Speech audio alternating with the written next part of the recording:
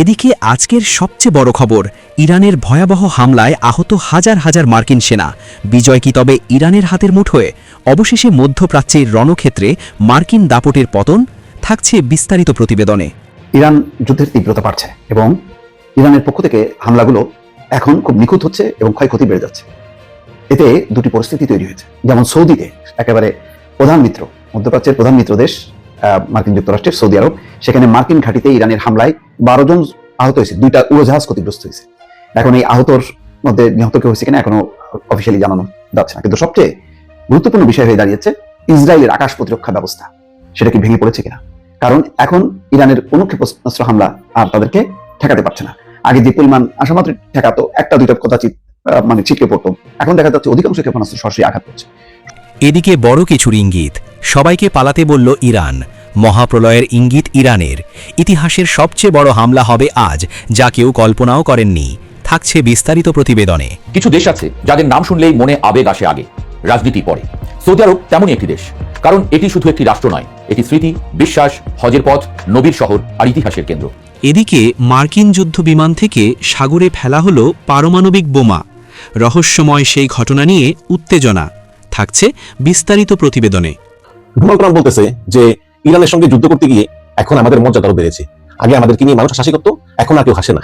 কিন্তু আমার তো মনে হয় যে মানুষ এখন বেশি হাসাহাসি করে, কারণ আমেরিকা তাদের মানিজ্য সব হারিয়েছে ইরান যুদ্ধে। ওদিকে আপনাকে বলেছিলাম যে ইয়েমেনের হুতিরা বলেছে তারা ইরানের পক্ষে যুদ্ধে যোগ দিবে, এবং আজকে তারা আনুষ্ঠানিকভাবে যুদ্ধে যোগ দিয়েছে এবং তারা দক্ষিণ ইসরায়েলে একটি ক্ষেপণাস্ত্র নিক্ষেপ করেছে। যদিও ইসরায়েল সেই ক্ষেপণাস্ত্রটি সফলভাবে বন্ধ করতে পেরেছে, এতে কেউ হতাহত হয়নি, বাট আনুষ্ঠানিকভাবে এই হুতিরা যোগ দিয়েছে এবং এই হুতিরা কিন্তু শক্তিশালী। এদিকে ডালিমের জুস পান করতে করতে ইরানের মিসাইল হামলা, ভিডিও ভাইরাল। থাকছে বিস্তারিত প্রতিবেদনে। ইরান যুদ্ধে প্রথমবারের মতো যোগ দিল ইয়েমেনের সশস্ত্র গোষ্ঠী হুথি। ইসরায়েলের দক্ষিণাঞ্চল লক্ষ্য করে মিসাইল ছুড়েছে ইরান সমর্থিত বিদ্রোহী গোষ্ঠীটি। দক্ষিণ ইসরায়েলের বিরশেবা এবং আশপাশের এলাকাগুলোয় সাইরেন বেজে ওঠে। বিদ্রোহী গোষ্ঠীটি ব্যালিস্টিক মিসাইল ছুড়লে বাসিন্দাদের সতর্ক করা হয়, যদিও হুথিদের ছোড়া মিসাইলটি ভূপাতিতের দাবি করেছে ইসরায়েল। যুক্তরাষ্ট্রের অহংকার যেন এখন মরুভূমির বালিতে মিশে যাওয়ার উপক্রম। ইরানকে দমানোর জন্য ইসরায়েল ও যুক্তরাষ্ট্র যৌথ হামলা চালালেও পাল্টা আঘাতে খোদ মার্কিন সেনারাই এখন দিশেহারা। তেহরানের একের পর এক বিধ্বংসী ড্রোন ও মিসাইল হামলায় পরাশক্তি যুক্তরাষ্ট্রের ভিত আজ নড়বড়ে। পশ্চিমারা ভেবেছিল আধুনিক প্রযুক্তির জোরে ইরানকে কোণঠাসা করা যাবে, কিন্তু বাস্তবে মধ্যপ্রাচ্যের সিংহ ইরান একাই পুরো পাশা উল্টে দিয়েছে। গত কয়েকদিনে সৌদি আরবের মার্কিন ঘাঁটিতে ইরানের একের পর এক ক্ষেপণাস্ত্র ও ড্রোন হামলা সেই সত্যকেই প্রতিষ্ঠিত করেছে। যুক্তরাষ্ট্রের দাপট এখন খাদের কিনারায়। সৌদি আরবের মার্কিন বিমান ঘাঁটিতে ইরানের ভয়াবহ ক্ষেপণাস্ত্র হামলায় অন্তত 29 জন মার্কিন সেনা আহত হয়েছেন। গত এক সপ্তাহে এই ঘাঁটিতে 3 দফায় হামলা চালিয়েছে তেহরান। সবশেষ হামলায় 6টি শক্তিশালী ব্যালিস্টিক ক্ষেপণাস্ত্র ও 29টি ড্রোনের আঘাতে লন্ডভন্ড হয়ে গেছে মার্কিন প্রতিরক্ষা বলয়। রিয়াদ থেকে মাত্র 96 কিলোমিটার দূরে অবস্থিত প্রিন্স সুলতান বিমান ঘাটির রানওয়ে ও বেশ কয়েকটি জ্বালানি সরবরাহকারী বিমান এখন ধ্বংসস্তূপে পরিণত হয়েছে। মার্কিন প্রেসিডেন্ট ডোনাল্ড ট্রাম্প মুখে যতই হুঙ্কার দিন না কেন, ভেতরে ভেতরে যে মার্কিন প্রশাসনের ভিত নড়ে গেছে তা এখন স্পষ্ট। এতদিন মার্কিন ও ইসরায়েলি গোয়েন্দা সংস্থাগুলো দাবি করে আসছিল যে তারা ইরানের সামরিক সক্ষমতা গুড়িয়ে দিয়েছে, কিন্তু ইরানের এই নিখুঁত বিধ্বংসী হামলা প্রমাণ করেছে যে মার্কিনীদের প্যাট্রিয়ট বা আধুনিক প্রতিরক্ষা ব্যবস্থা তেহরানের ড্রোনের সামনে স্রেফ খেলনা মাত্র। ট্রাম্প সরাসরি হার স্বীকার না করলেও পেন্টাগনের অন্দরমহলে এখন কেবলই আতঙ্ক। বরাবরের মতোই যুক্তরাষ্ট্র তাদের ক্ষয়ক্ষতির প্রকৃত তথ্য গোপন করার চেষ্টা করছে। সংবাদ মাধ্যমকে কড়াকড়িভাবে নিয়ন্ত্রণ করা হচ্ছে, যাতে মার্কিন সেনাদের নিথর দেহ বা গুরুতর আহতের খবর সামনে না আসে। কিন্তু সত্যকে কতক্ষণ চেপে রাখা যায়? পেন্টাগনের সূত্রগুলো নিশ্চিত করেছে যে আহত সেনাদের অনেকের অবস্থা সংকটাপন্ন।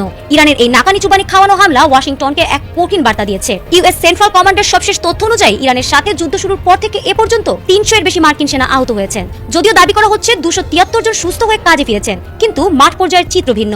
এএফপির সূত্র মতে অন্তত 10 জন সেনা এখনো মৃত্যুর সাথে পাঞ্জা লড়ছেন। শুধু আহত নয়, 13 জন মার্কিন সেনার প্রাণহানির খবরও নিশ্চিত হওয়া গেছে। মধ্যপ্রাচ্যের নিয়ন্ত্রণ এখন আর ওয়াশিংটনের হাতে নেই, বরং তেহরানের ড্রোনের ডানায় ঘুরছে আগামীর ইতিহাস।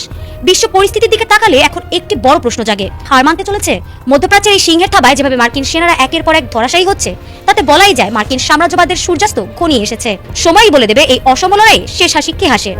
এদিকে বড় কিছুর ইঙ্গিত, সবাইকে পালাতে বলল ইরান। মহাপ্রলয়ের প্রস্তুতি ইরানের। ইতিহাসের সবচেয়ে বড় হামলা হবে আজ, যা কেউ কখনো কল্পনাও করেনি। যুদ্ধ শুরুর দিকে ইরান বলেছিল চোখের বদলে চোখ, দাঁতের বদলে দাঁত, কিন্তু এখন ইরান বলছে শুধু বদলা নয়, অনেক বড় কিছু তারা আমেরিকা ও ইসরায়েলের করবে। এবার ইরান নিতে যাচ্ছে এমন বদলা যা সৃষ্টি করবে মহাপ্রলয়। মিসাইল ছোড়ার আগে ইসরায়েল ও আমেরিকা সংশ্লিষ্ট ইস্পাত কারখানা ও শিল্পস্থল থেকে বেসামরিক নাগরিক সরে যাওয়ার নির্দেশ দিয়েছেন ইসলামী বিপ্লবী গার্ডের অ্যারোস্কোপ কমান্ডার সাইদ মাজিদ সাফি। তিনি জানালেন পরবর্তী হামলা হবে মারাত্মক ও ভয়ঙ্কর। নতুন করে শুরু হয়েছে ইরানি তাণ্ডব। পারমাণবিক কেন্দ্র থেকে শিল্প অবকাঠামো সবই টার্গেটে রেখেছে ইরান। এমন তাণ্ডব চালাবে ইরান যা কেউ কখনো কল্পনাতেও আনেনি। এতেই ভয়াবহ ঝুঁকির মধ্যে বিশ্ব অর্থনীতি সহ মধ্যপ্রাচ্য। এবার সরাসরি যুদ্ধের পরিসর বাড়ানোর ইঙ্গিত দিলেন ইরান। এদিকে ডালিমের জুস পান করতে করতে মিসাইল ছুড়ল ইরান। ডালিমের জুস পান করতে করতে ইরানের মিসাইল হামলা ভিডিও ভাইরাল। হাতে সেলফি স্টিক, মুখে ডালিমের জুস, ছুটে চলছেন স্কোরবোর্ডে, আর পিছনে ইসরায়েলকে লক্ষ্য করে ছোড়া হচ্ছে মিসাইল। স্লো মোশনের এই ভিডিও ছড়িয়ে পড়েছে সামাজিক যোগাযোগ মাধ্যমে। মূলত ইসরায়েলকে কটাক্ষ করে এমন ভিডিও বানিয়েছে তেহরান। সাউথ আফ্রিকায় অবস্থিত ইরানিয়ান অ্যাম্বাসি টুইট থেকে এই ভিডিও প্রকাশ করা হয়। এরপর থেকে ভিডিওটি নিয়ে চলছে ব্যাপক আলোচনা সমালোচনা, কারণ ভিডিওটি অনেকটা ইসরায়েলকে অপমান করে বানানো হয়েছে। ভিডিওতে দেখা যায় ইরানের সশস্ত্র বাহিনীর যৌথ কমান্ড খাতামাল আম্বিয়া সেন্টার হেডকোয়ার্টারের মুখপাত্র ইব্রাহিম জুলফাগারি জুস কাসেন ভিডিওতে রসিকতা করে বলা হয়েছে, ডালিমের জুস পান করলে তেল আবিবে আঘাত হবে আরও নির্ভুল। এদিকে মার্কিন যুদ্ধ বিমান থেকে সাগরে ফেলা হলো পারমাণবিক বোমা।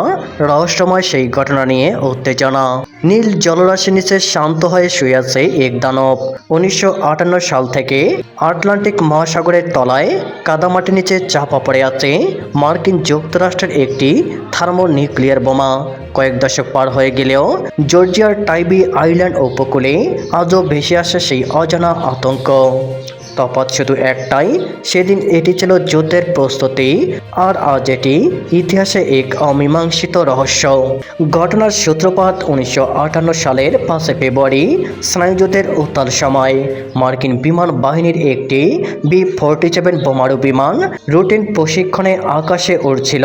বিমানে ছিল বিশাল এক মার্ক 15 থার্মোনিউক্লিয়ার বোমা। মার্কিন সামরিক বাহিনী তখন সোভিয়েত ইউনিয়নের যে কোনো হামলা মোকাবেলায় 24 ঘন্টা প্রস্তুত ছিল, কিন্তু সেই রাতের অন্ধকারের আকাশে মৃত্যুর ফাঁদ অপেক্ষা করেছিল তা ছিল কল্পনাতীত। হঠাৎ এক বিকট শব্দে কেঁপে উঠল আকাশ। মাঝ আকাশে B-47 বোমারু বিমানের সাথে একটি F-86 যুদ্ধ বিমানের ভয়াবহ সংঘর্ষ ঘটে। মুহূর্তের মধ্যেই বিধ্বস্ত হয় F-86 যুদ্ধ বিমানটি। যদিও পাইলট কোনো মতে প্যারাশুট নিয়ে প্রাণ বাঁচাতে সক্ষম হন, কিন্তু আসল বিপদ ঘনিয়ে আসে বোমারু বিমানটিকে নিয়ে। মারাত্মক ক্ষতিগ্রস্ত বিমানটিকে নিয়ে পাইলট হাওয়ার্ড রিচার্ডসন তখন বাঁচার আপ্রাণ চেষ্টা চালাচ্ছেন। বিমানের ওজন না কমালে ল্যান্ডিং করা অসম্ভব ছিল, আর যদি বিশাল ওই পারমাণবিক বোমা নিয়ে বিমানটি বিধ্বস্ত হয় তবে পুরো এলাকা মানচিত্র থেকে মুছে যাওয়ার ভয় ছিল। জীবন মৃত্যুর সন্ধিক্ষণে দাঁড়িয়ে পাইলট রিচার্ডসন এক ঐতিহাসিক সিদ্ধান্ত নেন। ঊর্ধ্বতন কর্তৃপক্ষের অনুমতি নিয়ে তিনি 7200 ফুট ওপর থেকে বিশাল বোমাটি সাগরে ফেলে দেওয়ার নির্দেশ দেন। টাইবি আইল্যান্ডের কাছে সাগরের অগভীর জলে আশ্রে পড়ে সেই বোমাটি। পাইলট কোনো মতে বিমানটি অবতরণ করাতে সক্ষম হন, কিন্তু তখনই শুরু হয় ইতিহাসের সবচেয়ে বড় তল্লাশি অভিযান। মার্কিন নৌবাহিনী এবং বিশেষজ্ঞরা তন্ন তন্ন করে খুঁজতে থাকে সেই নিখোঁজ বোমাটিকে, কিন্তু সমুদ্রের তলদেশে গভীর কাদা আর ঘোলাটে জল যেন সব গিলে ফেলেছিল। কয়েক সপ্তাহ ধরে অত্যাধুনিক সোলার প্রযুক্তি ব্যবহার করেও সেই বোমার হদিস মেলেনি। ইরান যুদ্ধের তীব্রতা বাড়ছে এবং ইরানের পক্ষ থেকে হামলাগুলো এখন খুব নিখুঁত হচ্ছে এবং ক্ষয়ক্ষতি বেড়ে যাচ্ছে। এতে দুটি পরিস্থিতি তৈরি হয়েছে। যেমন সৌদিতে একেবারে প্রধান মিত্র, মধ্যপ্রাচ্যের প্রধান মিত্র দেশ মার্কিন যুক্তরাষ্ট্রের সৌদি আরব, সেখানে মার্কিন ঘাঁটিতে ইরানের হামলায় 12 জন আহত হয়েছে, 2টা উড়োজাহাজ ক্ষতিগ্রস্ত হয়েছে। এখন এই আহতর মধ্যে নিহত কেউ হয়েছে কিনা এখনো অফিসিয়ালি জানানো যাচ্ছে না, কিন্তু সবচেয়ে গুরুত্বপূর্ণ বিষয় হয়ে দাঁড়িয়েছে ইসরায়েলের আকাশ প্রতিরক্ষা ব্যবস্থা, সেটা কি ভেঙে পড়েছে কিনা। কারণ এখন ইরানের কোনো ক্ষেপণাস্ত্র হামলা আর তাদেরকে ঠেকাতে পারছে না। আগে যে পরিমাণ আসামাত্র ঠেকাতো, একটা দুইটা কদাচিৎ মানে ছিটকে পড়তো, এখন দেখা যাচ্ছে অধিকাংশ ক্ষেপণাস্ত্র সরাসরি আঘাত করছে। শনিবার রাতে 3 ঘন্টার ব্যবধানে ইরানের ক্ষেপণাস্ত্র সরাসরি আরাদ এবং দিমোনার দুটি আবাসিক এলাকায় আঘাত হানে। এতে আজরান এবং তার প্রতিবেশীদের অনেকের ঘরের জানালা ভেঙে চুরমার হয়ে যায়। কর্তৃপক্ষ জানিয়েছে এই হামলায় 115 জনের বেশি আহত হয়েছে, তাদের মধ্যে 11 জনের অবস্থা আশঙ্কাজনক। এটা কিন্তু খুবই গুরুত্বপূর্ণ আবাসিক এলাকা, যেগুলি ইন্টারসেপ্টার আকাশ প্রতিরক্ষা ব্যবস্থা যে যন্ত্র দিয়ে ঠেকানোর কথা, এখন সেগুলি আর ঠেকাতে পারছে না। সেই কারণে প্রশ্ন উঠছে যে ইসরায়েলের কি আকাশ প্রতিরক্ষা ব্যবস্থা ভেঙে গেছে? ইসরায়েলি সেনাবাহিনী এখন পর্যন্ত ব্যাখ্যা দেয়নি ঠিক কি কারণে প্রতিরক্ষা ব্যবস্থাটি ব্যর্থ হলো। এই হামলা নতুন করে কিছু প্রশ্ন সামনে এসেছে। ইসরায়েলের কাছে পর্যাপ্ত ইন্টারসেপ্টর ক্ষেপণাস্ত্রের ঘাটতি দেখা দিয়েছে কিনা তা নিয়েও প্রশ্ন উঠেছে। কিছুদিন আগে গণমাধ্যমে কিন্তু প্রকাশিত হয়েছে যে ইসরায়েল যুক্তরাষ্ট্রের কাছে আকাশ প্রতিরক্ষা ব্যবস্থা ইন্টারসেপ্টর আরো চেয়েছে, কিন্তু এর যোগান দিতে পারছে না আমেরিকা। এবং বলা হচ্ছে সেই সঙ্গে দীর্ঘমেয়াদী যুদ্ধের আশঙ্কায় গুরুত্বপূর্ণ স্থাপনাগুলোই রক্ষায় সেনাবাহিনী এই ব্যয়বহুল ক্ষেপণাস্ত্রগুলো সাশ্রয় বা সংরক্ষণ করছে কিনা তা নিয়েও উদ্বেগ তৈরি হয়েছে। স্পর্শকাতর পারমাণবিক স্থাপনা থাকায় ডিমোনা শহরটি গুরুত্বপূর্ণ লক্ষ্যবস্তুর একটি। এখন ইরান যে কৌশলটা অবলম্বন করেছে, তারা কম মূল্যের ক্ষেপণাস্ত্রগুলো ছুটছে এবং অসংখ্য ছুটছে, সেগুলো ঠেকাতে যে তাদের যে ইন্টারসেপ্টরগুলো ধ্বংস হয়ে যাচ্ছে, নষ্ট হয়ে যাচ্ছে, ফলে এত বেশি ইন্টারসেপ্টর ওই ড্রোনগুলো ঠেকাতে বা ক্ষেপণাস্ত্র ঠেকাতে ব্যবহার হচ্ছে যে তাদের এই ব্যবহার করতে করতে তাদের ঘাটতি পড়ে গেছে। ইরানের পার্লামেন্টের স্পিকার মোহাম্মদ বাগের গালিবাফ কিছুটা বাড়ি হলেও তার মতে সুরক্ষিত বিমনায় ক্ষেপণাস্ত্র প্রতিহত করতে ইসরায়েলের ব্যর্থতা বড় মোড় পরিবর্তনকারী একটি ঘটনা। সামাজিক যোগাযোগ মাধ্যমে এক্সে তিনি বলছেন, ইসরায়েলের আকাশ এখন অরক্ষিত, আগে যেটা একেবারে সুরক্ষিত ছিল সেটা অরক্ষিত হয়ে গেছে। ইসরায়েলের জ্যেষ্ঠ নিরাপত্তা কর্মকর্তা বলেছেন, ইরানের ক্রমবর্ধমান ক্ষেপণাস্ত্র মজুদ ইসরায়েলি প্রতিরক্ষা ব্যবস্থাকে ধ্বংস করতে পারে, এমন উদ্বেগ থেকেই মূলত ইরানের উপর নতুন করে হামলা শুরুর সিদ্ধান্ত নেওয়া হয়েছে। অর্থাৎ এখন ইসরায়েল বেশি বেশি হামলা করে তাদেরকে ব্যস্ত রাখতে চাচ্ছে ইরান। কর্মকর্তাদের তথ্য অনুযায়ী গত জুনে 12 দিনের সংঘাতের সময় ইরানের ক্ষেপণাস্ত্রের মজুদ উল্লেখযোগ্যভাবে কমে গিয়েছিল।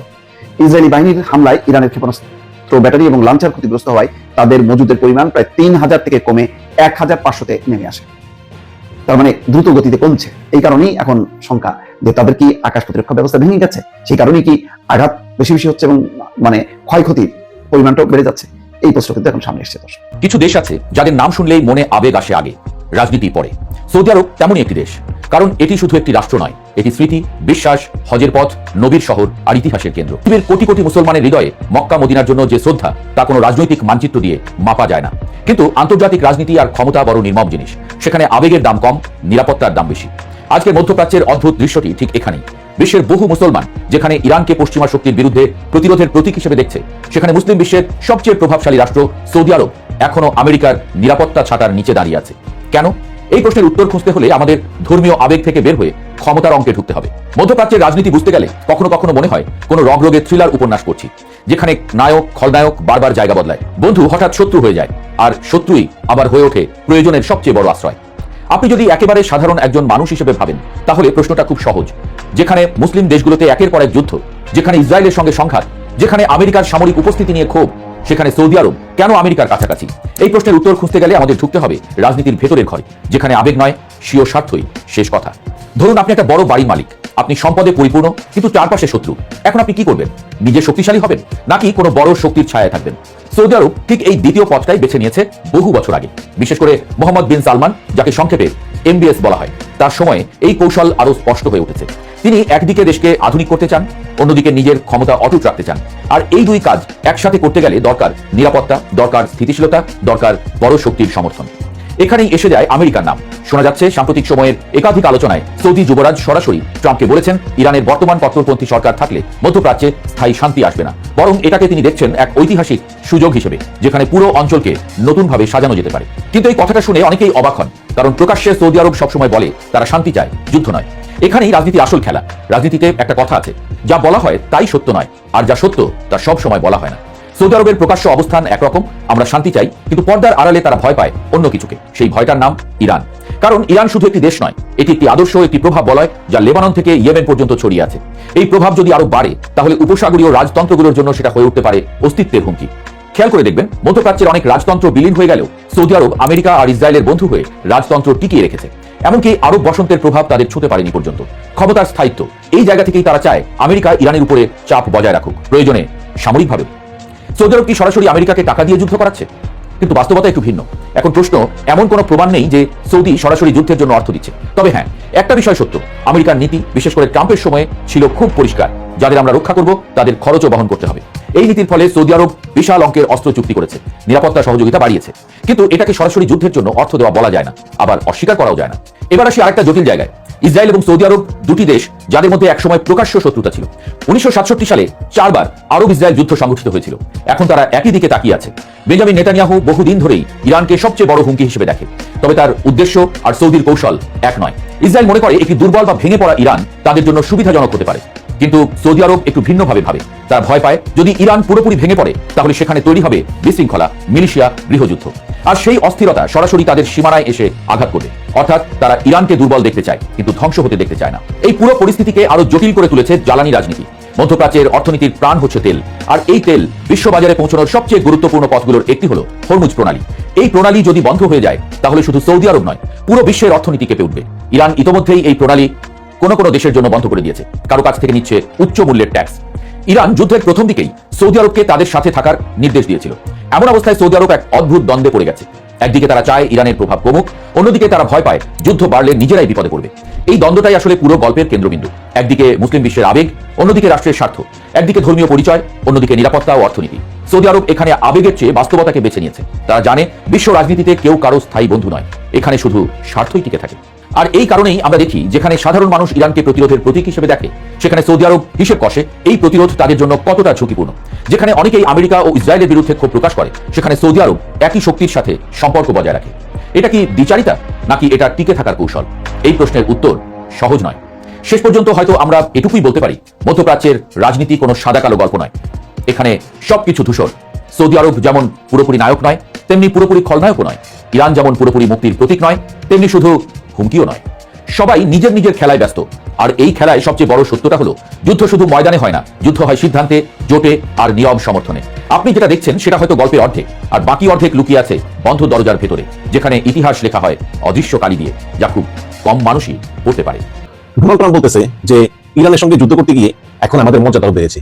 আগে আমাদেরকে নিয়ে মানুষ হাসি করতো, এখন আর কেউ হাসে না। কিন্তু আমার তো মনে হয় যে মানুষ এখন বেশি হাসি করে, কারণ আমেরিকা তাদের মানিজ্য সব হারিয়েছে ইরান যুদ্ধে। এদিকে আপনাকে বলেছিলাম যে ইয়ামেনের হুতিরা বলেছে তারা ইরানের পক্ষে যুদ্ধে যোগ দিবে, এবং আজকে তারা আনুষ্ঠানিকভাবে যুদ্ধে যোগ দিয়েছে এবং তারা দক্ষিণ ইসরায়েলে একটি ক্ষেপণাস্ত্র নিক্ষেপ করেছে। যদিও ইসরায়েল সেই ক্ষেপণাস্ত্রটি সফলভাবে বৈধ করতে পেরেছে, এতে কেউ হতাহত হয়নি, বাট আনুষ্ঠানিকভাবে এই হুতিরা যোগ দিয়েছে এবং এই হুতিরা কিন্তু খুব শক্তিশালী। এই হুতিরা ইয়েমেনের একটা বিশাল অংশ নিয়ন্ত্রণ করে এবং তারা নিয়মিত ওই বাব আল মানদেব, যেটা হচ্ছে ওই হরমুজ প্রণালীর বিকল্প, সেখান দিয়ে কোনো জাহাজ গেলে নিয়মিত তারা ওই জাহাজের উপর হামলা চালায়, বিশেষ করে পশ্চিমা জাহাজগুলো, কারণ ওই ফিলিস্তিন বা গাজার উপরে হামলার প্রতিবাদ স্বরূপ বা প্রতিশোধ নেওয়ার জন্যই তারা এই কাজগুলো করে। তো সেই হুতিরা আনুষ্ঠানিকভাবে আজকে যুদ্ধে যোগ দিল ইরানের পক্ষ হয়ে, এবং সাইরেন বেজে উঠছে ইসরায়েল, দক্ষিণ ইসরায়েলে। সেখানে মানুষ দিক বিদিক হয়ে পালাচ্ছে। আবার শুনলাম কিছু অসাধু ইসরায়েলি তারা ওই রেস্টুরেন্টে গিয়ে খাওয়া দাওয়া করে বসে থাকে, বিল দেয় না। যখন সাইরেন আওয়াজ শুনে তখন বিল না দিয়ে পালিয়ে যায়। তো এই হচ্ছে গিয়ে দেওয়া অবস্থা। ওদিকে ইসরায়েলের বিরোধী দলীয় নেতা ইয়ার লাপিদ তিনি বলতেছেন যে কেন এই যুদ্ধে তো আসলে আমরা জিতবো না, এই যুদ্ধ তো অসম যুদ্ধ, এখানে তো আমাদের সৈন্যদেরকে বিপদে ফেলে হচ্ছে, আমাদের সৈন্যদেরকে মৃত্যুর মুখে ফেলে হচ্ছে, আমাদের বিল্ডিং ধ্বংস যাচ্ছে। গতকাল দেখলাম ইরানের মিসাইলে একটা 18 তলা বিল্ডিং ইসরায়েলের একদম শেষ হয়ে গেছে। এখন মনে পড়ছে যে ওই ক্ষেপণাস্ত্র আসার আগে সাইরেন বেজে ওঠে এবং ওই বিল্ডিং থেকে সবাই নিচে নেমে যায়, বা ওই নিচে বাংকার আছে, বাংকারে লুকিয়ে থাকে, অনেক কষ্ট হয় আর কি। এই কারণে হয়তো হতাশা কম হয়, অথবা হয়তো অনেকে মারা গেছে, কিন্তু ইসরায়েল প্রকাশ করে না। এই ইরান বনাম ইসরায়েল আমেরিকা যুদ্ধে এই যে ইরানের পক্ষে যে হুতিরা যোগ দিল, এটা কিন্তু একটা বিশাল ঘটনা এবং এই ঘটনা ইরানকে শক্তিশালী করবে। অলরেডি কিন্তু ইরানের সঙ্গে হিজবুল্লাহ আছে, এখন হুতিরাও যোগ দিল। ওদিকে আবার সৌদি আরবের প্রিন্স সুলতান বিমান ঘাঁটি, সৌদি আরবে একটা মার্কিন বিমান ঘাঁটি আছে, না হচ্ছে প্রিন্স সুলতান বিমান ঘাঁটি। সেই বিমান ঘাঁটিতে ইরানের ক্ষেপণাস্ত্র হামলায় অন্তত 12 জন মার্কিন সৈন্য আহত হয়েছে, যার ভিতরে 2 জনের অবস্থা অত্যন্ত গুরুতর বলে উল্লেখ করেছেন মার্কিন পত্রিকা ওয়াল স্ট্রিট জার্নাল। এবং গত রাতেও ইসরায়েলি আমেরিকান বাহিনী ইরানের 2টি বড় বড় ইস্পাত কারখানা, ইস্পাত দিয়ে কিন্তু ইরান প্রচুর অর্থ আয় করে, একটি বিদ্যুৎ কেন্দ্র এবং একটি বেসামরিক পরমাণু স্থাপনায় হামলা করা হয়েছে, এবং এটা ইরান তার প্রতিশোধ নেবে বলেছে। এবং মধ্যপ্রাচ্য কয়েকটি দেশও নতুন করে ড্রোন হামলা এবং ক্ষেপণাস্ত্র হামলা প্রতিহত করেছে, যেগুলো ইরান থেকে এসেছিল। ওদিকে দেখুন আলোচনা করতেছে, 15 দফা দিছে, ইরান 5 দফা দিছে, এগুলো মানে কি মানে খবর নাই। গতকালকে ফ্লোরিডার মিয়ামিতে ফিউচার ইনভেস্টমেন্ট ইনিশিয়েটিভ ফোরামে বক্তৃতায় ডোনাল্ড ট্রাম্প বলেন যে ইরানের বিরুদ্ধে আমেরিকার সামরিক অভিযান সফলভাবে এগোচ্ছে। ওদিকে ইরান বলতেছে যে ভাই আলোচনাও করতেছো, সেনাবাহিনী নিয়ে পাঠাচ্ছ, আবার আমাদের উপর অনবরত বোমা করতেছো, কাজেই এই আলোচনার মূল্য কি? ওদিকে গতকালকে ইরানের জাতীয় একটা পত্রিকা তারা বলতেছে যে শুকুরের যদি পাখা গজায় তাহলে ট্রাম্পের সঙ্গে আলোচনা করা দরকার, শুকুরের পাখা গজাবে না, ট্রাম্পের সঙ্গে আলোচনা হবে না। কাজেই আমি এই সব আলোচনার বিন্দুমাত্র গুরুত্ব দিই না। অবশ্যই ইরানে আমেরিকা হামলা করবেই, সেটা আজকেও হতে পারে, 1 সপ্তাহ পর হতে পারে, 10 দিন পর হতে পারে। ওদিকে দেখুন মানে সাধারণ মানুষের তো আসলে দোষ নাই, যে ভয়াবহ কান্নায় ভেঙে পড়লেন ইসরায়েলের মেয়র, দোষ দিলেন নেতানিয়াহুকে। লেবানন থেকে হিজবুল্লাহর অবিরাম রকেট হামলার মুখে উত্তর ইসরায়েলের সীমান্ত সংলগ্ন জনপদগুলোতে এখন নিত্যপুরী নিস্তব্ধতা, বাসিন্দাদের বাঁচাতে না পারার আকুলতায় জনসম্মুখে কান্নায় ভেঙে পড়েছেন কিরিয়াত শোমেনা শহরের মেয়র আভিচাই এস্টার। তিনি একটি ভার্চুয়াল বৈঠকে প্রধানমন্ত্রী বেনিয়ামিন নেতানিয়াহু সরকারের তীব্র সমালোচনা করেন এবং একে বড় পরাজয় বলে অভিহিত করেন। তার দেশের একটা শহরের মেয়র, তিনিও কিন্তু ইহুদি, তিনি বলতেছেন যে এটা আমাদের পরাজয়। এই খবর দিয়েছে টাইমস অফ ইসরায়েল। মেয়র বলেন যে 24,000 মানুষের এই শহরে এখন মাত্র 10,000 বাসিন্দা আছে, বাকি সব পালিয়ে গেছে। যদি এইভাবে থাকে তাহলে সঠিক জনশূন্য হয়ে পড়বে, নাগরিকদের সুরক্ষা দেওয়া সরকারের কাজ, কিন্তু সরকার ব্যর্থ হয়েছেন। ওদিকে আবার প্রধানমন্ত্রী বেনিয়ামিন নেতানিয়াহু তিনি স্থানীয় মেয়রদেরকে বলেছেন যে তোমরাতে জনগণ শহর ছেড়ে না পাতে পারে, এই জন্য তোমরা সব এলাকা বন্ধ করে দাও যাতে পাতে না পারে। এই ঘটনায় মেয়র তীব্র প্রতিবাদ জানিয়েছেন। তিনি বলছেন যে জনগণ পালিয়ে গেলে আগে কি হবে, জনগণ তো প্রাণের ভয় পালাইতেছে ভাই। মেয়র আরো বলেন যে ক্ষেপণাস্ত্র এলে সাইরেন বাঁধার জন্য মাত্র কয়েক সেকেন্ড সময় পাওয়া যায়, এই কয়েক সেকেন্ড সম্ভব যে বড় বড় বিল্ডিংয়ের প্রতি নিচে নামা। মেয়র বলেন যে ইরান ইসরায়েল যুদ্ধে ফলাফল যাই হোক না কেন, কিন্তু যদি ইসরায়েলের নিজেরই ঘর ধ্বংস হয়ে যায়, জনশূন্য হয়ে যায়, তাহলে আসলে কি হবে? উত্তর ইসরায়েলের বাসিন্দা বলেছেন যে তারা প্রতিনিয়ত মৃত্যুর উপর বলছে। তো এটা খুব ইম্পর্টেন্ট যে হিজবুল্লাহ তো এইভাবে রকেট ছুটতেছে উত্তর ইসরায়েল দিকে, দক্ষিণ ইসরায়েল দিকে আবার ওই রকেট ছুটতেছে, ইরান থেকে আসে, আবার হুতিরা যোগ দিয়েছে, হুতিরা রকেট ছুটতেছে। এখন তিন দিক থেকে ইসরায়েলের উপর আক্রমণ হচ্ছে। ওদিকে পাকিস্তানের যে মানে রোলটা প্লে করতেছে, হ্যাঁ, পাকিস্তান মনে করেন এই ট্রাম্পের কথায় আফগানিস্তানে বোমা মেরে প্রায় 400 মানুষ মেরেছে। আননেসেসারি, কোনো দরকার ছিল না, কারণ ট্রাম্প আফগানিস্তানে একটা ঘাঁটি চেয়েছিল। এবং এই ফিল্ড মার্শাল আসিম মনির যে পাকিস্তানের যে সেনাপ্রধান, উনি তো হচ্ছে মানে আমেরিকার একদম কঠিন খাস দালাল। এখন তারা আলোচনা করতেছে, আলোচনায় আসলে কি করে, আমি অন্তত এক্ষেত্রে আসলে পাকিস্তানকে বিশ্বাস করি না যে তারা আলোচনাটা কোন পর্যায়ে নিতেছে। আবার শুনলাম যে ইরান বলেছে যে পাকিস্তান, ভারত, বাংলাদেশ এরা হচ্ছে বন্ধু রাষ্ট্র, এদের জাহাজ গুজরাতে দেই। আর কারো জাহাজ না, কিন্তু কালকে 3টা জাহাজ, ওই পশ্চিমা 3টা জাহাজ তারা রওনা করছিল হরমুজের দিকে। তখন ইরান বলতেছে যদি আর একটা কদম এগো তাহলে কিন্তু ক্ষেপণাস্ত্র মারবো। এবং হরমুজে হাজার হাজার জাহাজ এখানে অপেক্ষা করতেছে, হাজার হাজার, কিন্তু ইরান কাউকে পার করে দিচ্ছে না। 3টা জাহাজ আসছিল, বলছে গো ব্যাক, তোমরা যেতে দিব না। সর্বোচ্চ আমেরিকা মিত্র রাষ্ট্র। তো ইরান করছে কি শুধু এই ভারত, পাকিস্তান, বাংলাদেশ এই 3টা দেশকে যাওয়ার অনুমতি দিছে। এখন পাকিস্তান বলছে কি 10টা মার্কিন জাহাজে পাকিস্তানের পতাকা লাগাইছে, লাগিয়ে এই জাহাজগুলোকে তেল নিয়ে পথে পার করতে দিছে। এখন এই যে পাকিস্তানি এই যে সংলাপের মধ্যস্থ করতেছে, শুনছি যে ডিফেন্স নাকি পাকিস্তানে যাইব বসবে, আমি সেগুলো বিশ্বাস করি না। ট্রাম্প সামরিক হামলা চালাবে, কোরিয়ার প্রবল চালাবে, এবং যদি এইসব শর্তগুলো ইরান মানে, তাহলে ইরান বলে কোনো দেশই থাকবে না। অলরেডি খামেনি মারা যাওয়ার পরে ক্ষমতার যে ডিসেন্ট্রালাইজেশন হয়েছে, যেমন ইরানের 35টা প্রদেশ আছে, 35টা প্রদেশ না 35টা, মনে হয় 35টাই। তো এই 35টা প্রদেশেরই যে গভর্নরগুলো আছে তারা কিন্তু একটা ইন্ডিপেন্ডেন্ট ক্ষমতা পেয়ে গেছে খামেনির মৃত্যুর পরে, কারণ তখন তো কোনো সেন্ট্রাল বডি নেই। এখন এই প্রদেশগুলোর মেয়ররা তারা স্বাধীনভাবে ক্ষমতা ব্যবহার করতে পারে, এবং যে আইআরজিসির যে কমান্ডাররা, এই কমান্ডাররা কিন্তু ইয়াং, তারা স্থানীয়ভাবে তারা তাদের কমান্ড নিয়ন্ত্রণ করে। এখন তারা বলতেছে যে যদি এই যে পররাষ্ট্রমন্ত্রী বা স্পিকার বা দায়িত্বে আছে, তারা যদি আমেরিকার সঙ্গে দেশের গৌরব বিসর্জন দিয়ে যদি আমেরিকার সঙ্গে চুক্তি করে, তাহলে আমরাই তাদের মেরে ফেলবো, ইসরায়েল আমেরিকা না, আমরাই তাদের মেরে ফেলবো। এবং আইআরজিসির জুনিয়র কমান্ডাররা তারা কখনোই আমেরিকার কাছে প্রতি স্বীকার করবে না। কাজেই এই চুক্তি কখনোই হবে না, এবং আমেরিকা ইসরায়েল ইরানকে আক্রমণ করবে। অলরেডি প্যারাট্রুপার, তারপরে মিলিটারি মেরিন সব কিন্তু আশেপাশে আছে, আমি তো বলছি। এবং এর ভিতরে কিন্তু সেই খার্গ আইল্যান্ড, ক্যাশ আইল্যান্ড, ওইসব জায়গায় কিন্তু স্থানীয়রা মানববন্ধন করেছে, তারা ভয় পায় না। আমি দেখলাম কালকে যে হরমুজের অদূরে একটা জাহাজ আগুন চলতেছে, পাশেই একটা বাচ্চা দোলনা দুলতেছে, তার সে নির্বিকার, তার ভিতরে কোনো মানে ভয় কিছু কাজ করতেছে না। ওদিকে গতকাল ইরান বলেছে যে মধ্যপ্রাচ্যের সব দেশগুলোতে মার্কিন ঘাঁটির আশেপাশে থাকা মানুষ বা আমেরিকার কোনো ব্যবসার সঙ্গে সংশ্লিষ্ট কোনো অফিস আদালত, এগুলো থেকে মধ্যপ্রাচ্যের নাগরিকদের নিরাপদে